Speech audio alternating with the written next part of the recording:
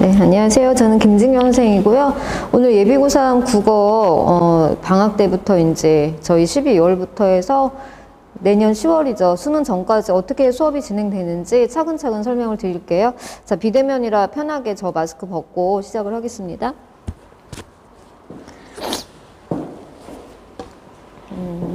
올해 수능이 이제 선택으로 바뀌고 첫 해였는데 이제 결과 보시고 굉장히 걱정이 많으실 거라 생각이 들어요. 그래서 예상대로 국어가 만만치 않았고요. 그다음에 선택 과목도 이제 좀 쉽지 않았고요. 화작도 이제 엄매도 마찬가지고요. 그래서 이제 요번에 요 시험을 보고 아이들이 저는 무조건 화작입니다. 막 이렇게 얘기하는 아이들이 있어요. 엄매에 대한 이제 불안감이 커졌다는 얘기인데, 근데 저는 말을 해요. 과감하게 말을 하는 게 그래도 엄매를 가져가야 된다. 그래서 이제 나중에 바꾸더라도 엄매를 가져가고, 화작 같은 경우에는 그 국어가 가장 문제가 시간이잖아요. 그래서 시간에 쫓기는 아이들 또는 시간이 넉넉하게 남는 아이들은 거의 없거든요, 국어가. 그렇지 않으면 그렇게 시간에 쫓기게 되면 시험장에 들어가선 더한데 화작은 좀 위험부담이 많다라고 말을 하고 있습니다. 그래서 그거는 아이들하고 이제 계속 상의를 해가면서 할 건데, 그래서 저는 일단은 엄매에 초점을 맞춰서 갈 거고요. 그다음에 화작 같은 경우에는 좀 과제물 위주로 해서 이제 바뀐 유형들의 문제를 풀 수 있게 그렇게 접근을 하려고 합니다. 자, 지금은 뭐 말씀드릴 거냐면 제 수업 구성하고요. 그다음에 어떻게 나갈 건지에 대해서 자세하게 분기별로 나눠 갖고 설명을 드릴 거예요. 자, 그다음에 고3 아이들한테 제가 말을 하는 게 겨울방학 때는 못해도 국어를 3개 정도는 다니면서 투자를 해야 된다고 얘기를 해요. 그래서 아이들이 국어를 그렇게까지? 라고 하는데 그렇게 해야 된다고 저는 보고요. 지금 겨울방학에 요 시즌에 국어를 잡아놓지 않으면, 물론 지금 한다고 잡아지는 건 아니지만 그래도 많이 세워놓지 않으면 뒤로 갈수록 훨씬 더 어렵거든요. 시간이 없을 뿐더러. 그래서 지금 제가 이제 대강의 하나 들어라 라고 추천을 해요. 대강의 하나 듣고, 그다음에 선생님 강의 하나 듣고. 그래서 대강의는 이제 쭉 따라가면서 이제 아이들과 경쟁하면서 이제 주는 자료 받으면서 이렇게 따라가는 거고요. 그다음에 저하고는 심화 수업을 하는 거예요. 그래서 물론 거기에서 쓰는 자료들 뭐 모의고사 같이 쓰겠지만 이제 저는 대강의가 아니기 때문에 우리 아이들에 대한 성향도 잘 알고, 그다음에 그 소규모기 때문에 좀 더 좀 디테일하게 들어갈 수 있다는 장점이 있어요. 그래서 아이들이 질문하고 싶을 때 정말 어느 때나 질문할 수 있고, 그다음에 수업 이후에 클리닉이 가능하다는 거죠. 그래서 그런 걸로 해가지고 수험생 아이들의 이제 불안감을 잡아갈 수 있다고 저는 생각을 하고요. 자, 그렇게 해서도 이제 불안하다 하면 자기가 정말로 나는 여기가 부족해하는 부분을 인강으로 또 채워넣어라라고 말을 했어요. 그래서 아이들한테 지금 한 3개는 다녀야 된다. 3개는 해야 된다. 그러면 제가 이렇게 많이 하라는 이유는 아이들이 혼자서 공부하는 건 거의 없어요. 왜냐하면 학원 숙제를 하는 게 아이들한테는 공부거든요. 그러면 국어가 일주일에 한 번이어서 일주일에 한 번밖에 손을 안 댔다라면 방학 때는 3번을 노출을 시켜서 최소한 일주일에 2-3번은 국어를 펴고 공부를 해 가야 돼요. 그게 이제 내년 10월까지 해야 되는 거죠. 그래서 저는 많이 노출을 시킬수록 좋다고 보기 때문에 아이들한테 그렇게 말을 하고 있습니다. 네. 이게 이제 강의가 들어가는 건데요. 자, 1분기부터 해가지고 5분기까지 12월에서 2월까지 3, 4월, 5, 6, 7, 8, 9, 10 해갖고 그 5분기가 파이널이거든요. 각각의 강들이 구성이 돼 있어요. 그래서 전체적으로 보시면 본강의 심화 강의가 나눠져 있는데요. 본강의는 이제 뭐라고 생각하시면 되냐면 저기 위에 보시듯이 모의고사 전체적으로 다룰 수 있는, 좀 이렇게 범위를 넓혀가지고 다룰 수 있는 그런 수업이고요. 그 다음에 심화 강의 같은 경우에는 디테일하게 심화적으로 들어가는 수업이에요. 그래서 저 수업은 각 비문학과 그다음에 문학, 그다음에 문법 같은 걸 다 이렇게 파트별로, 패턴별로 나눠가지고 아주 자세하게 들어가서 자기가 약점형이 뭔지를 잡아낼 수 있는 수업이거든요. 그래서 자, 요거를 3시간에 하기는 좀 벅차요. 그래서 예전에는 제가 고3 아이들 4시간 수업을 이제 했었거든요. 그래서 그 전에는 일주일에 2번을 불렀어요. 3시간씩 2번. 그럼 총 6시간인데 지금은 절대 그렇게 시간이 나오지 않잖아요. 그래서 한 번을 당겨서 하는데 4시간 또는 이제 3시간으로 일단 시작을 할 거예요. 해가지고 반은 본강의 수업이고요. 전체 모의고사 푸는 거, 수능 기출 풀고 평가원 기출 풀고 이렇게 모의고사로 가는 거, 그런 수업이고, 심화 강의는 파트별로 나눠서 현대시, 그 다음에 현대소설, 고전시, 고전소설 이렇게 패턴별로 가는 수업이라고 생각하시면 됩니다. 자, 그래서 여기 보시면요. 그 12월부터 2월까지도 본 강의, 심화 강의가 나눠져 있고, 문법 들어가고요. 그 다음에 방학마다 들어가는 모의고사 이제 심화 수업이 있어요. 요거는 신청을 하면 고3 아이들은 우선으로 이제 집어 넣는 그런 수업이에요. 그래서 1, 2학년 뭐 예비 고1부터 해가지고 고3까지 들어오는 수업인데, 요거는 이제 예약을 해서 들어오는 거 어머니도 아시잖아요. 근데 이제 고3 아이들은 급하니까 이제 우선적으로 제가 이제 배치를 합니다. 그래서 분기별로 자세하게 보시면요.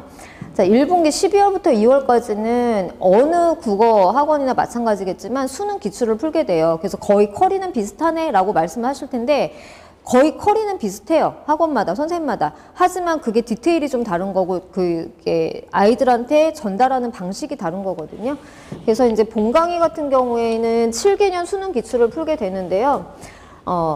그러니까 올해 수능까지 합쳐가지고 이제 7개년을 이제 보게 돼요. 그래서 아이들한테 이미 아이들은 평가원의 문제를 수능 기출을 굉장히 많이 풀어봤어요. 노출이 많이 됐거든요, 문제. 왜냐면 내신에도 많이 들어오고 맨날 이게 응용이 되기 때문에. 근데 이걸 전체적으로 통으로 놓고 보는데요. 아, 나 이거 알아. 이 문제 풀어봤어라고 해도 저하고는 접근법이 달라요. 그래서 7개년 수능 기출을 풀면서 제가 요구하는 건 뭐냐면 이거예요. 본 강의는 수능 출제자의 뇌구조라고 하거든요. 이게 교재 제목이에요. 수능 출제자의 뇌구조를 한번 뜯어볼까? 라고 하는 그런 접근법이거든요. 그래서 선택지에서 지문으로 역방향으로 아이들을 사고를 하게 하는 거예요. 그래서 지문을 읽고 문제 푸는 건 당연하죠. 그래서 지문을 읽고 문제를 푸는데 이거는 제가 아이들한테 예습으로 숙제를 미리 내주고 숙제를 하고 들어오는 수업이에요. 그래서 처음에 풀 때는 시간을 재라. 근데 그 의미가 없어요. 별로 숙제할 때는. 그런데 두 번째 풀 때는 시간 제한을 두지 말고 네가 정말 정확하다, 흡족하다, 나는 100% 숙제를 했어라고 할 정도까지 해갖고 와라라고 얘기를 해요. 그걸 제가 수업 시간에 이렇게 짚게 되는데 어떻게 가는 거냐면 역으로 들어가갖고 계속 물어보는 거죠. 그래서 자, 선택지가 어디에서 어떻게 기출이 됐는지 네가 출제자라면 지문에서 어떤 문제를 낼지를 한번 생각을 해보라고 얘기를 하는 거예요. 그래서 강의 중에 한 매일은 아니지만 제가 몇 번은 지문을 주고 네가 문제를 내봐 라고 한 문제씩, 유형은 상관이 없어요. 내용일지가 됐든 적용 문제가 됐던 간에 문제를 출제해 갖고 와라 라고 그거를 한 주에 하나씩 문제를 내주거든요. 숙제로 내주는데 그렇게 시간이 많이 걸리진 않아요. 그런데 아이들이 그거를 하면서 이제 이해를 하는 거예요. 내가 출제자라면 이렇게 문제를 내겠다. 그럼 지문에서 어떻게 어느 부분에서 문제를 바꿔서 내면 되겠구나. 이런 걸 보여주는 거예요. 그래서 선생님들이 지문 독해하는 것과 아이들이 지문 독해하는 게 차이가 날 수밖에 없는 게 시간을 떠나서 선생님들 독해가 더 시간이 걸릴 수 있어요. 아이들이 반짝반짝하는 머리가 훨씬 더 빠를 수 있는데 하지만 저희가 푸는 게 더 빠르고 정확하다는 얘기죠. 왜 그러냐면 지문 분석을 할 때 읽어가면서 어디에서 문제가 나올지를 알아요. 저희는. 아, 요거 가지고 문제가 나오겠구나. 확인하면 옆에 있거든요. 아, 여기도 이렇게 변형해서 나오겠네. 저희가 내신하면서도 아이들한테 여기를 이렇게 변형해서 나올 거야. 그 다음에 이 지문하고 이렇게 엮일 거야 라고 할 수 있는 게 다 수능 수업을 하기 때문에 가능한 거거든요. 그러니까 저 같은 경우에는 수능 수업을 손을 놓지 않고 계속 해왔어요. 그렇기 때문에 내신에서도 아이들한테 수능의 방향은 이거야. 내신은 이거니까 이렇게 따라와야 돼라고 계속 제시를 해주고, 그다음에 아이들하고 외부 지문 엮이는 것도 수능 수업을 하기 때문에 계속 그물짜기도 가능하고 그래서 해주는 거거든요. 그래서 지금 수능 기출 같은 경우에도 아이들한테 계속 요구하는 게 뭐냐면 자, 문제만 풀지 말고 선택지를 이 지문에서 이 출제자가 어떻게 가져왔는지를 보자고 그거를 계속 2달 동안 연습을 시키는 거예요. 그러면 아이들이 나중에 하는 말은 뭐냐면 아, 이제는 읽을 때 좀 감이 와요 라고 해요. 물론 2달 갖고 충분하진 않거든요. 하지만 지문을 읽을 때 이제는 좀 다르다는 거예요. 아, 여기서 문제가 이거를 변형하겠구나. 이런 감을 잡는, 알고 푸는 것과 모르고 푸는 거는 하늘과 땅 차이거든요. 그거를 이제 역방향 사고를 가르치는 건데 이거 같은 경우엔 제가 굉장히 중요시하는 수업이고요. 이거는 저희가 뒤에 모의고사 계속 풀 거예요. 평가원 것도 평가원 거 풀고 교육청 풀고 뭐 사설 풀고 그다음에 뭐 최상위 모의고사 풀고 막 이럴 건데 그때도 계속 제가 수업에서 요구를 하고 이끌어낼 겁니다. 자, 그다음에 심화 강의는 아이들이 가장 어려워하는 게 시문학 패턴이에요. 그래서 시문학이기 때문에 이 시는 현대시하고 고전시가가 같이 들어갈 거예요. 네. 특히 현대시를 아이들이 많이 어려워하는데 관건은 현대시거든요. 고전 시간은 고3 정도 됐으면 이미 1, 2학년 때 많이 노출이 됐고 저희가 내신에서 많이 다뤘기 때문에 그렇게 힘들어하지 않아요. 그냥 물론 길어지고 생소한 작품이 들어오면 힘겨워하지만 수특에서 수안에서 연계가 되는 작품들은 저희가 계속 해갈 거기 때문에 문제가 안 되고요. 현대시 같은 경우에는 이제 연계율이 떨어지다 보니까 가장 아이들이 힘들어하고 무서워하는 게 현대시예요. 그래서 현대시를 어떻게 이제 공략을 할 거냐면 패턴별로 잘라가지고 갈 거예요. 그래서 작품을 보기는 보는데, 네.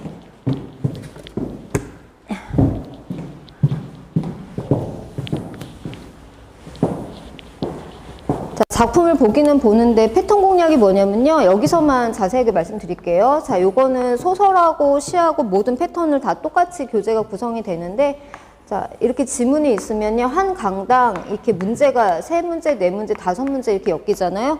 그럼 각각의 패턴이 다 다른 문제일 거 아니에요. 이거를 각 패턴별로 모아가지고 한 강으로 구성을 했어요. 그러니까 지문 하나에 문제가 여러 개 딸려 있는 게 아니고, 자, 요 지문에 요 패턴만 모아서 1강. 그래서 뭐 내용일치 문제만 또는 뭐 문맥적 의미 문제만, 그다음에 적용 문제만 해가지고 패턴별로 이렇게 모아놓은 그 교재거든요. 그래서 아이들이 패턴별로 모아서 풀면서 자기의 약점령, 그다음에 내가 이렇게 풀어서 얘를 틀렸었구나라고 그 패턴을 알면서 문제를 풀 수가 있는 거예요. 그다음에 이 교재에는 굉장히 많은 그 작품들이 들어와 있어요. 아이들이 정말 한 번도 보지 못했던, 하지만 수능에서는 기출이 되는, 평가원이나 교육청에서 나왔던 그런 작품들로 구성이 돼 있어서 작품도 여러 가지 볼 수 있으면서 패턴 공략으로 아주 세부적으로 들어갈 수가 있습니다. 자, 그리고 이제 모의고사 심화 수업이 들어가는데요. 요거는 아까 말씀드렸듯이 저희 3월 모의고사 있어요. 아이들이 고3 돼서 처음 치르게 되는 모의고사 굉장히 중요하거든요. 물론 대학 가는 것과 3월 모의고사가 뭐 연관성이 있냐, 막 이게 다냐라고 하지만 그렇지는 않고요. 네. 학부모님이 오셔서 제가 마스크 쓸게요. 네. 그래서 3월 모의고사에 1등급 목표로 해가지고 요거 모의고사 수업 따로 진행이 됩니다. 그래서 수업 시간에는 못하는 거고요. 요거 개별적으로 신청을 받아서 하는데, 근데 고3 아이들은 모의고사 심화 수업을 좀 이렇게 개별적으로 불러서 할 거예요. 그래서 신청을 신청을 해서 들어오시면 더 좋겠지만, 이제 신청을 못 하셨더라도 요건 전체적으로 이제 클리닉식으로 다시 한번 고3 아이들한테는 들어가는 수업이거든요. 그런데 모의고사 심화 수업을 따로 들어오시면 훨씬 더 좋은 그런 수업이에요. 그래서 3월 모의고사 이제 정리해서 들어갈 겁니다. 준비해서요. 자, 그다음에 2분기는 수업 구성은 같다고 보시면 돼요. 수업 구성은 같고요. 본강의에서는 이제 평가원과 교육청 기출을 분석을 할 거예요. 모의고사를 이제 분석을 하는데요. 저희가 수능 기출은 45문제를 다 집어 넣어갖고 통으로 풀게 했거든요. 그런데 저 평가원과 교육청 모의고사부터는 통으로 풀지 않고 거기에서 제가 문제들을 조합을 해가지고 좋은 문제들을 조합을 해가지고 아이들한테 한 강씩 구성이 되게 돼 있어요. 그래서 그걸 풀릴 거고, 그다음에 심화 강의는 산문문학 패턴 공략이에요. 산문문학이면 소설 파트거든요. 이거는 현대소설, 고전소설 다 들어가는 거고요. 이 소설 자체도 산문 패턴으로 공략을 하게 돼요. 그래서 패턴별로 이렇게 모아놓는데 아이들이 정말 미치는 거죠. 뭐냐면 한 강에 한 20개 정도, 많아봐야 22문제밖에 안 돼요. 그럼 아이들이 딱 보고 어이 만만해. 왜냐하면 문제수로 22문제거든요. 그런데 패턴별로 모아놨기 때문에 지문 하나에 문제 하나예요. 그러니까 아이들이 어떻게 해야 되냐면 지문을 다 읽고서 풀어야 되는 거잖아요. 한 문제인데 그 한 문제를 위해서 이렇게 긴 지문을 읽어야 되는 거예요. 읽고서 문제 옆에 한 문제 딱 푸는 거죠. 그럼 아이들이 미치려고 하는데 이러면서 굉장히 많은 그 훈련이 돼요. 그래서 작품도 많이 보게 되면서 또 하나는 뭐냐면 이 패턴 공략하면서 아이들한테 독해법까지 같이 갑니다. 그래서 시는 굉장히 아이들이 이렇게 들은 게 많아요. 어떻게 독해를 하면 된다. 그런데 이제 소설 같은 경우에는 모르는 경우가 많아서요. 소설은 좁게 보는 거야 라고 말하면 그때부터 애들이 멘붕이 와요. 소설이 이렇게 긴데 좁게 보라고요? 근데 시는 짧은데 넓게 보는 거거든요. 완전 반대의 독해법으로 하는 건데 아이들은 그 원리조차도 모르잖아요. 그래서 소설을 왜 어떻게 좁게 봐야 되는지에 대해서 1강에서 이제 강의가 들어가요. 이 독해법은 항상 심화 강의에선 1강에서 독해법이 들어가고 그걸 가지고 2강, 3강, 4강에서 계속 연습을 시키면서 가는 거거든요. 현대시도 마찬가지예요. 시문학 패턴 공략도 1강에서 독해법을 얘기하고 이걸로 안 했을 경우에 어떻게 망하는지에 대해서 보여줘요. 그 다음에 너네가 이걸 해야 된다라고 계속 말을 하면서 저희가 끝날 때까지 그 교재가 끝날 때까지 그걸 연습을 시키는데 숙제를 해왔을 때 어떻게 하냐면요. 제가 하나하나 다 검사하는 거 아시잖아요. 제가 하나하나 다 검사를 해요. 고3도 예외가 아니에요. 고3이라고 뭐 내일 모레 20살이지만 뭐 애기나 마찬가지잖아요. 하나하나 다 검사를 하는데 문제를 풀어갖고 왔는데 여기에 하얗게 남겨놓고 답만 체크해 왔다. 이거는 1, 2학년 애들 혼나는 것과 비교가 안 될 정도로 혼나요. 왜냐면 고3이에요. 습관 하나가 점수와 직결이 되는 거거든요. 그래서 아이들한테 계속 말을 하죠. 너의 습관 하나가 정말 직결이다, 성적과. 그래서 여기에서 다 근거를 잡아서 저하고 제가 독해법을 알려줬잖아요. 다 무늬가 쳐져 있어야 돼요. 무늬가 쳐가지고 자기가 독해한 걸 보여줘야 되는 거예요. 그래서 독해가 안 돼 있으면 문제를 다 풀어왔더라도 남겨가지고 지문 독해 다 끝내고 보낼 거예요. 그래서 그렇게 독하게 하지 않으면 어머니들 보시겠지만 내신도 독하게 하지 않으면 안 나오잖아요. 수능은 더 하거든요. 그래서 수능이 장기 레이스고 1년을 끌고 가는 거지만 그 안에서 계속 변하게 돼요. 과정도 변하고 아이들 심리 상태도 변하고 그걸 다 대처해가면서 끌고 가는 건데 강하게 이끌어야 돼요, 어머니. 그래서 이제 중간에 아이들이 힘들어하는 그런 시점이 오잖아요. 여름방학. 그게 한 번에 이제 시련이 다가오는데 그때는 또 토닥거리면서 가겠지만 일단은 수업 자체로는 되게 타이트하게 끝까지 데리고 갈 겁니다. 그래서 독해법으로 가는데 소설 같은 경우엔 독해법이 이제 장면별로 끊는 거거든요. 장면별로 어떻게 긴 글을 장면별로 어떻게 끊는지 끊는 부분부터 알려줘요. 그래서 끊어놓고 어디다가 밑줄을 치고 어디다가 표시를 해야 되는지 아주 디테일하게 이제 독해법이 들어가는 겁니다. 자, 그 다음에 이게 3문 문학이고요. 자, 그 다음에 뭐 할 거냐면요. 저희 고전시가가 들어가는데 물론 수특 정리가 수특이 2월에 등장하면서 2월에 나오면 그때부터 수특이 계속 들어가는 거예요. 그래서 아이들한테 과제를 내주고 수특 정리 들어가고 이렇게 하는데 수특만 가지고 메인으로 가지 않겠다는 얘기예요. 그거는 굉장히 위험해서요. 그래서 제가 더 이렇게 교재를 추가를 해가지고 독해법이라든지 패턴 공략을 같이 들어가는 거거든요. 그래서 수특 같은 경우는 문학, 비문학 정리 같이 들어가는데 여기에서 모든 작품 다 하는 게 아니고 아이들한테 과제를 내주고 중요 작품 위주로 같이 정리를 해갈 거예요. 그래서 수특이 한 번에 정리가 되는 게 아니고 1차, 2차에 걸쳐서 수특 정리가 들어갈 거기 때문에 걱정 안 하셔도 돼요. 자, 그 다음에 여기서 또 하나 들어갈 거는 고전시가를 같이 할 거예요. 그래서 고전시가가 요거 한 번으로 끝나는 게 아니고 수능 볼 때까지 2번의 더 정리 기간이 있거든요. 그래서 수능 출제율이 높은 작품부터 정리가 되는데 수능 출제율이 높은 게 한시 있고요. 연시조 있고 가사 있는데 요즘에는 요 가사 파트가 굉장히 생소한 작품들이 굉장히 많이 들어와요. 그래서 아이들이 읽어도 뜻을 모를 정도로 그런 것들이 굉장히 많이 들어오는데 그것들 1차 정리가 들어갈 거예요. 그러니까 다 정리가 아니고요. 가장 그래도 유력한 것들 뽑아서 1차 정리. 그 다음에 이제 여름방학에 또 2차 정리. 이런 식으로 이제 갈 겁니다. 그 다음에 3분기예요. 3분기면 5, 6월인데요. 자, 본강의는 고난이도 모의고사가 들어갈 거고요. 고난이도면 저게 뭐냐면 평가원, 뭐 교육청 또는 사설 모의고사를 총 집합해가지고 정답률이 50% 미만인 애들만 모아놓은 모의고사예요. 그래서 아이들이 저걸 풀면 처음에 딱 풀었을 때 정말 잘 풀렸어요 라고 해갖고 와요. 근데 제가 이제 해설지를 주지 않은 상태에서 숙제를 시키거든요. 왔을 때 저랑 이제 답을 맞추는데 처음에는 저 이거 너무 잘 풀려가지고 저희 3분기잖아요 벌써 3분기니까 저희 이제 모의고사는 거의 다 풀어요. 다 맞아요 하는 녀석들이 거의 쫙쫙쫙 나가요. 여기서 이제 아이들이 또 한 번 무너져요. 이게 아니구나. 그래서 그러니까 어디에서 실수를 했는지를 그 50% 미만짜리 그 문제들을 가지고 아이의 또 빈 약점 부분을 다시 한번 건드려주는 거예요. 그래서 아이들이 저거 하면서 한 번 더 좌절을 하는데 그러면서 이제 자극이 되는 거죠. 그다음에 심화 강의는 비문학 패턴 공략입니다. 비문학도 패턴별로 끊어가지고 공략이 들어갔는데요. 당연히 독해법 당연히 들어가고요. 그다음 비문학은 점점 어려워지고 길어지고 있잖아요. 전보다는 그래도 약간 더 짧아지긴 했는데 그래도 어려워져가지고 융합지문 같은 거 애들 거의 손을 못 대거든요. 그래서 이제 그런 것들 독해법 하고 그다음에 최신형의 이제 그 지문들을 가지고 아이들 계속 연습시키게 될 거예요. 저것도 패턴별로 나눠가지고 내용일치 문제, 적용 문제, 추론 문제 이렇게 갈 건데요. 비문학에서 아이들이 가장 어려워하는 건요, 내용일치 문제예요. 어머니들이 생각할 때는 아이들이 3점짜리를 가장 어려워할 거다 생각하지만 3점은 적용 문제거든요. 비문학에서. 내용일치는 2점밖에 안 돼요. 그런데 아이들이 수능에서 나가는 거는 거의 2점짜리인 내용일치예요. 아이들이 가장 시간에 쫓기다 보니까 세부적인 내용 파악을 굉장히 어려워하거든요. 그냥 쑥 읽고 가고, 또 하나는 지문에서 말하지 않는 거를 자기가 이렇게 머릿속에서 생각을 해서 판단을 하는 거예요. 그래서 제가 매일 얘기하는 게 그거예요. 그녀는 예쁘다의 반대가 부정이 뭐냐? 그러면 밉다라고 해요. 근데 그거는 그렇게 풀면 100% 틀리는 거죠. 예쁘지 않다예요. 그래서 그게 국어를 푸는 방법이거든요.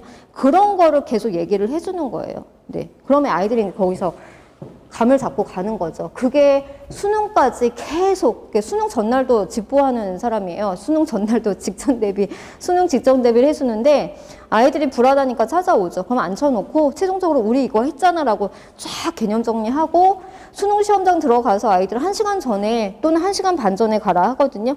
가갖고 국어가 시작되기 전에 무엇을 봐야 되는지에 대해서 그 정리본도 만들어주죠. 이제 그런 것들까지 같이 해가는 겁니다.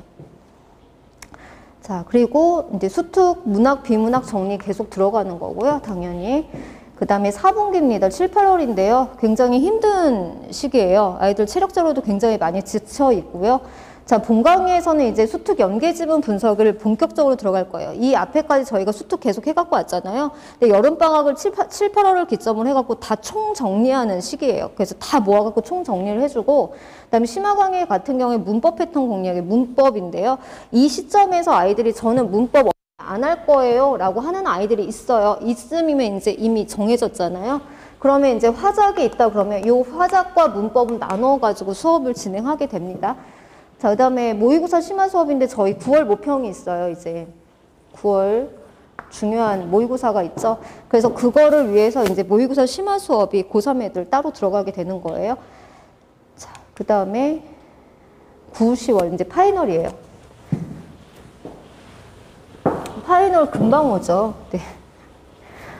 본강의하고 심화강의 보시면 본강의는 이제 갈래별 파이널이라고 해가지고요. 그동안 저희가 갈래별로 패턴 공략도 하고 여러 가지 했거든요. 그거를 총 집합하는 건데 여기에서 갈래별 파이널에서 이제 뭐 하는 거냐면요. 수특에서 그다음에 그전에 우리가 봤던 거에서 이제 나올 만한 작품들 정말로 실질적으로 뽑아내가지고 야 이거 나올 거야라고 하면서 이제 찍어가면서 그 작품에 대해서 좀 더 자세하게 정확하게 아이들한테 다시 한번 정리를 해주는 수업이에요.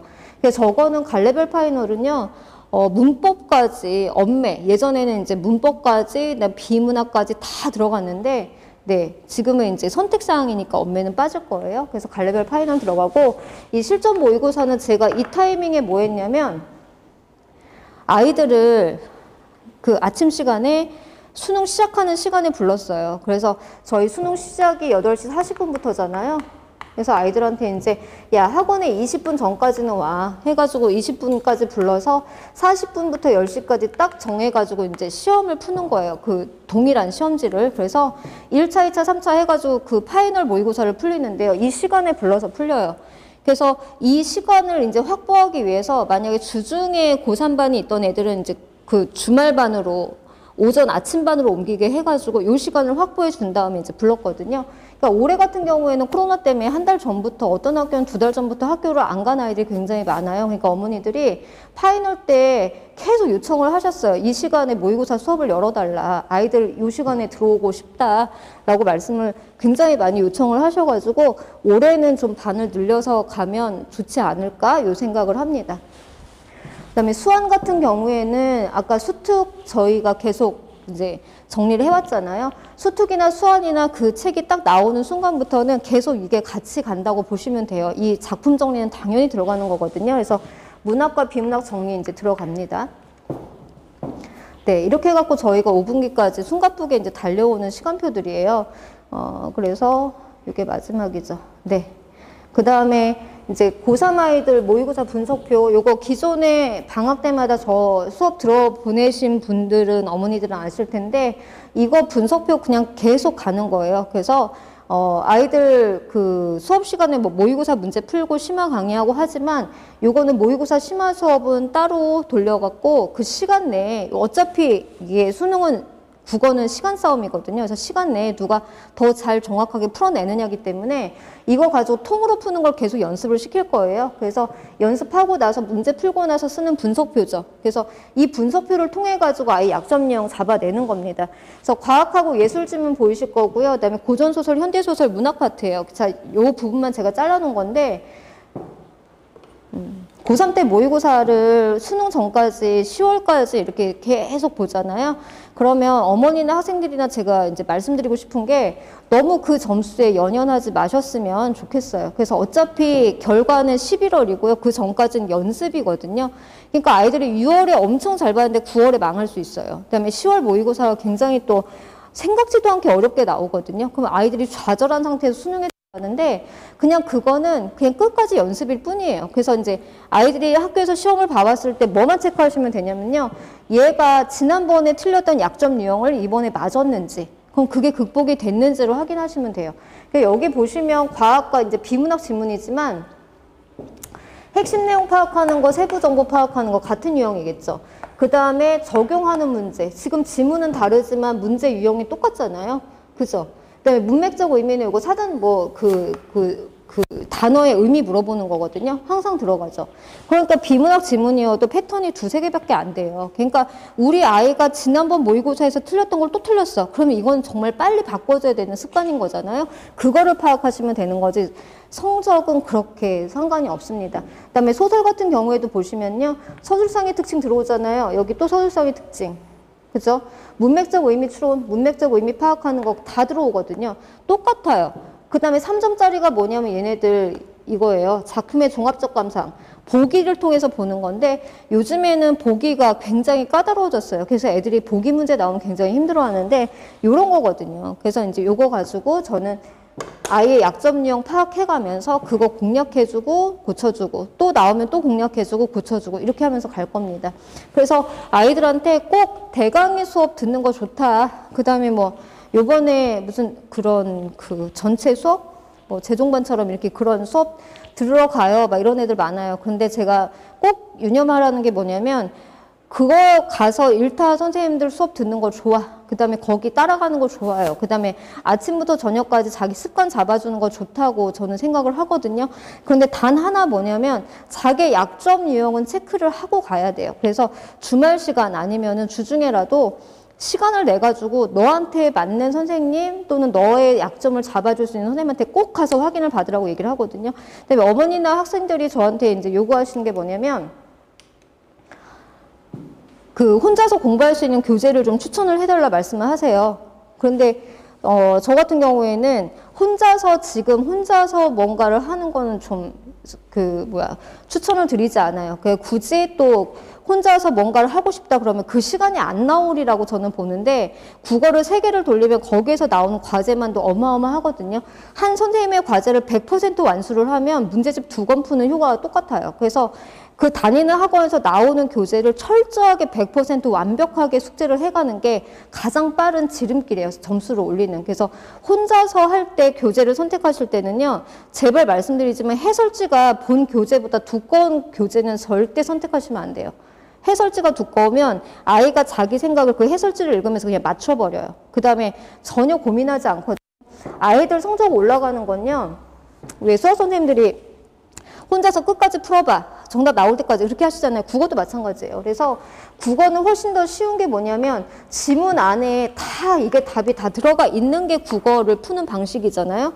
아이들은 이 지문을 철저하게 보지 않아요. 그래서 2개 중에 하나 찍었는데 틀렸어요. 그러면 둘 중에 하나겠죠. 그러면 아이들은 요거만 파악하고 가요. 이것도 찾기 싫어가지고 대충 여기에 있네. 단어가 똑같은 걸 그냥 조합한다니까요. 그냥 짝짓기 연습하는 것밖에 안 돼요. 그렇게 하면 수능에선 절대 독해가 안 되기 때문에 그렇게 하는 습관을 빨리빨리 잡아줘야 돼요. 그러니까 해설지가 두꺼운 건 절대 독이에요. 그런 건 사주시면 안 되고 아이가 풀고 충분하게 자기가 답의 근거를 잡아서 여기라고 확신이 들었을 때 답을 체크할 수 있는 습관을 들여주시고 그거에 대해서는 자기가 푼 문제에 대해서는 어떻게 해야 돼요? 해설지를 봐도 잘 모르겠다? 선생님한테 가지고 와서 피드백 받아야 돼요. 그게 가장 좋은 방법이에요. 그래서 너 혼자서 절대 문제집 풀지 마. 저는 얘기하거든요. 애들한테 추천을 해줘도 이거 당연히 선생님한테 다시 검사 받아 라고 얘기를 합니다. 그래서 이제 어머니들도 유념해 주셨으면 좋겠고 각 문제 많이 푸는 것보다 저는 파이널 때도 아이들한테 모의고사 많이 풀리지 않아요. 고3 아이들 일주일에 하나씩 푼다고 하는, 일주일에 뭐 5개, 3개 푼다 하는데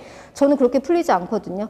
그래서 하나를 풀더라도 정확하게 진로 승부하자라고 보는 사람이기 때문에 너무 많은 거 하기보다는 좀 깊게 완벽하게 시키시는 게 가장 좋은 방법일 것 같고 방학부터 이제 저랑 같이 이렇게 가면은 파이널까지 아이들 굉장히 좀 탄탄하게 같이 갈 수 있을 것 같습니다. 자, 들어주셔서 감사하고요. 네, 여기서 마치겠습니다.